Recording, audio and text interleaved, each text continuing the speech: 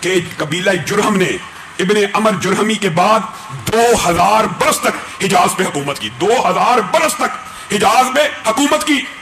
پھر ان کی حکومت، ان کی شرک و بدعات، غلط رسومات، خانہ کعبہ پہ تولیت اور یہ طویل جھگڑے تاریخ میں موجود ہیں. اصل حق اولاد اسماعیل کا تھا، لیکن قبیلہ جرہم ان کے سسرالی رشتہ دار تھے، انہوں نے حکومت قائم کی. 2000 برس تک یہ حکومت تقریباً حجاز پہ قائم رہی. پھر اولاد اسماعیل میں سے عدنان اور معد. عدنان کون ہے؟ یہ بات بھی یاد رکھیے، نبی کریم صلی اللہ علیہ وسلم نے کہا ہے کہ میرا سلسلہ نسب صرف عدنان تک بیان کیا جائے. کیا مطلب؟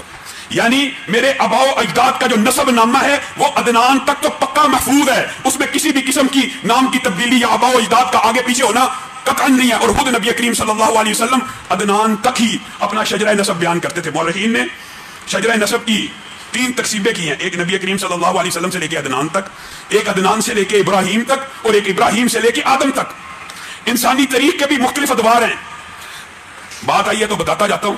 حضرت آدم سے لے کر حضرت نوح تک کی جو تاریخ ہے، حضرت آدم سے لے کے حضرت نوح تک کی جو تاریخ ہے، حقیقی بات یہ ہے وہ دنیا سے مٹ چکی ہے. آدم سے لے کر نوح تک، اور یہی وہ دور ہے. آپ کو پتہ ہے حضرت آدم کی اولاد اللہ تعالیٰ نے اس کو کچھ اسپیشل فیچر